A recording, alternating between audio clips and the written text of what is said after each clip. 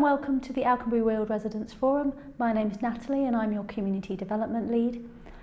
Today we're going to have a community update and then Paul will give us a development update.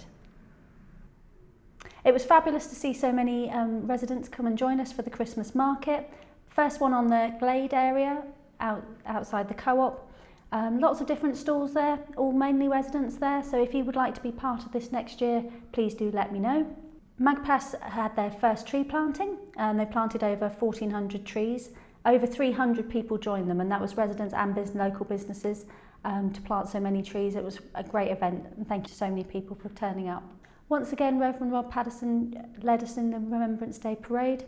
We started up at the school and then came down to Watch Office Green where we laid the wreaths. Really lovely event, and thank you, and it was fabulous to see so many people out to join us.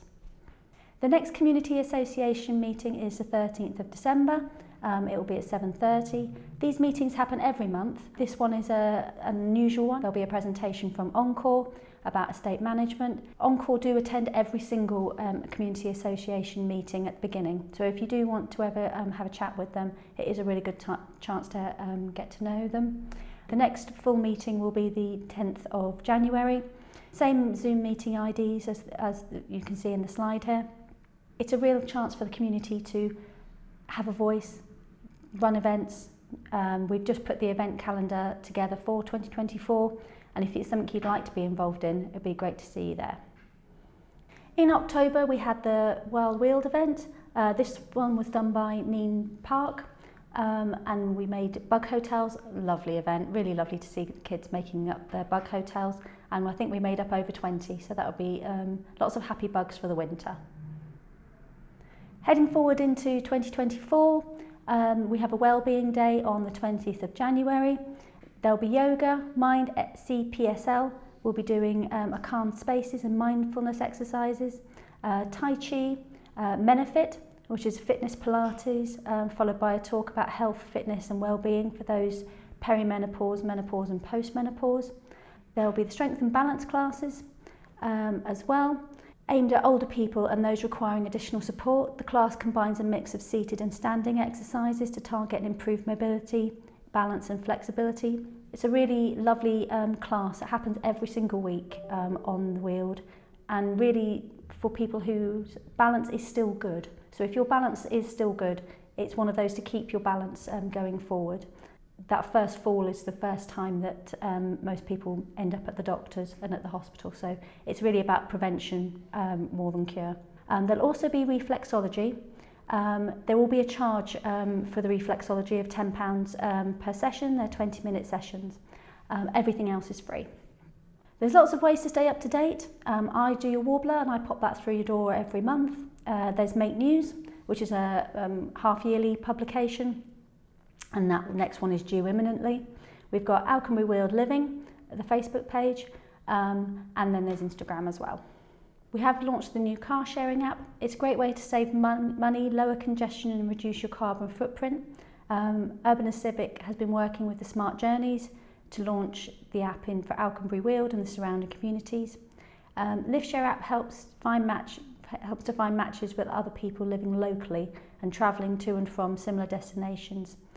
As a driver, passenger or both, and you can register at liveshare.com. Once you've downloaded the app, open it up, join LiveShare at the bottom of the screen and push the green button.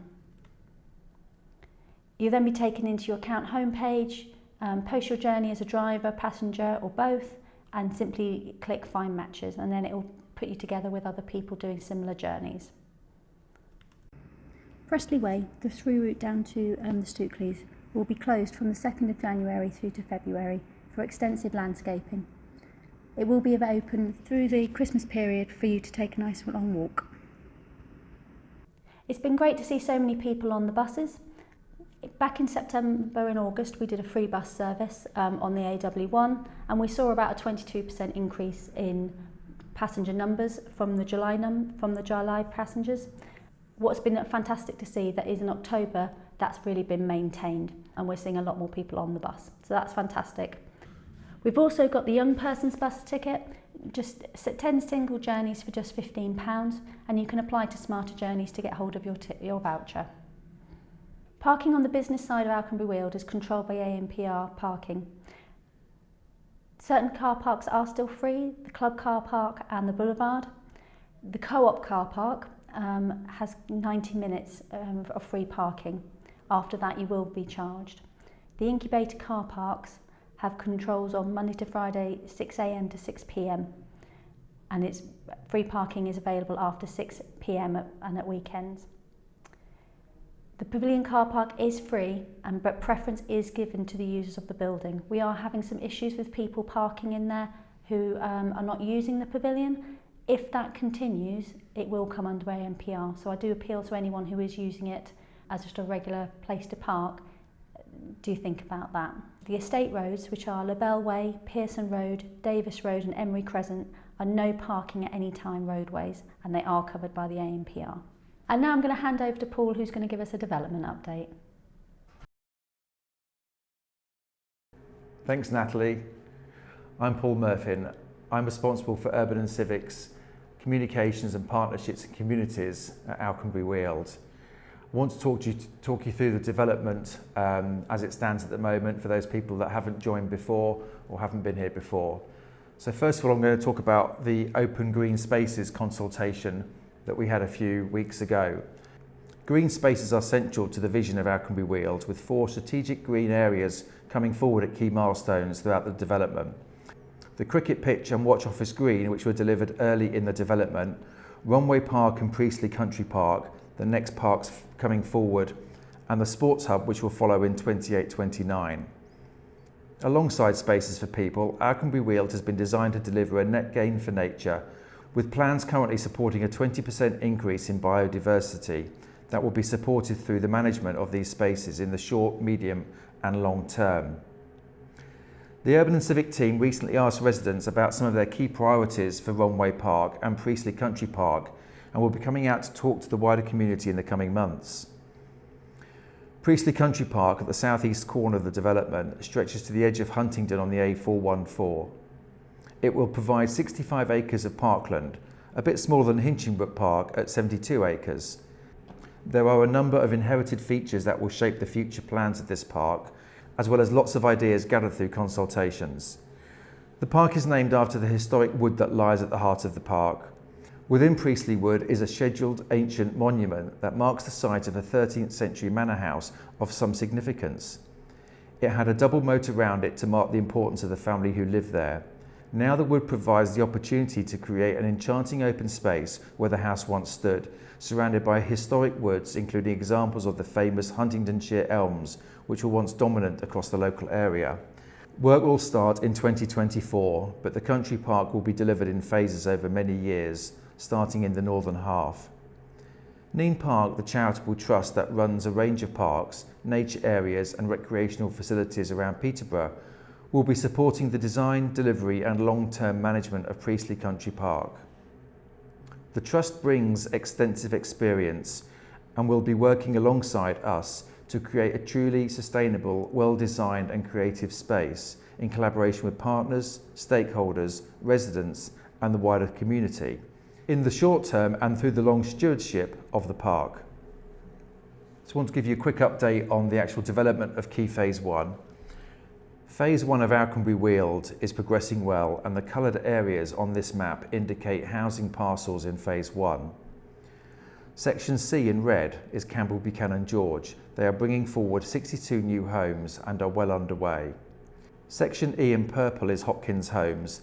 They will be bringing forward 89 new homes and are well underway too. Barrett Homes in Section H, which is green, will be bringing forward 260 homes. The sale suites here open in January next year. Blue is Redrow and they'll be bringing forward 246 homes. Morris are delivering 206 homes. The Hawkings is a collection of 49 homes with 2, 3 and 4 bedroom houses along with 5 2-bedroom apartments. The properties are stylishly designed and meticulously appointed with state-of-the-art finishes and sustainable products throughout. Smart technology throughout the homes, including smart locks and thermostats, all controllable via apps. There's also super fast broadband included. All homes are EPC A rated and include solar PV panels to optimise energy usage and provide savings to tenants. Marshall Land Systems will be relocating from Cambridge in the summer of 2025. They're having new premises purposely built. Planning should be received by the first quarter of next year. We should start building in the June, and Marshall should be moved in by end of the summer of 2025. And we're looking forward to welcoming them to the Enterprise campus. Some of you may know that when Urban and Civic bought this site many years ago, we bought it as seen. So there were many old buildings that the Ministry of Defence left over. We are starting in January to demolish some of the buildings that aren't listed. In line with policy, everything that can be recycled will be. The concrete will be crushed and used on site for other house builders or for other types of building work that we're having done. The education campus provides a secondary school for Alconbury Weald and a special educational needs school for the development and wider area. Work has started on the SEN school, and we are anticipating it being open in September 2024. Discussions are ongoing between the County Council, Urban and Civic and the Department for Education alongside the design and build team for the secondary school to finalise the timings and phase the delivery of the wider education campus to be open at the right time. The school needs a minimum number of students before it can open, and all partners are working closely to finalise a programme which will be shared with the community as soon as it is confirmed. We know people are keen to know this, and we are working to a September 26 opening for this school. Many of you may know Ermine Street School was designed to provide 3 forms of entry, and the school has design and planning consents to extend its third arm, or leg, to the rear of the building as needed. The time is now right for that as the school grows, so the County Council team are working with DMAT, the Education Authority, to progress that alongside the working operation of the school. We continue to plan for the next primary schools within the next phases to ensure that they come forward as needed. The final slide shows the future phases. As you know, we are progressing the design and delivery of the next phases of Alconbury Weald, and we will be able to update residents on timings as they progress through planning. Phase 2 and 3 are likely to be delivered alongside each other, and you can broadly see the numbers and amenities they will deliver. Phase 3 will have 2,000 new homes, employment space, 2 new primary schools, the Cold War heritage area, the health centre, sports facilities, library and community facilities and transport connections. Phase 2 includes the country park and will also see the delivery of additional homes on Grange Farm, which will be delivered in 2 sections, north and south. Phase 2 will also have glades and grasslands, walking, cycling and equestrian routes, sports pitches and recreation. Some of you may have received a note about the variation of conditions from the local planning authority. This relates to a primary school in Key Phase 2, going from 2 forms to 4 forms. Some of the discussions around the school in Grange Farm are still quite live, and so we continue to work with the County Council on the timing and best location for this, like the secondary school, to ensure it comes forward at the right time. Again, we will keep talking to you about this as Grange Farm progresses through planning and into delivery. With health, we are continuing to work with health partners about an interim space alongside a permanent location in the future town centre. Thanks very much. That concludes the presentation from myself and Natalie. As you can see on the slides, there's mine and Natalie's contact details. If you have any questions or want to get in touch, please do so using the contact details there. Thanks very much and see you soon.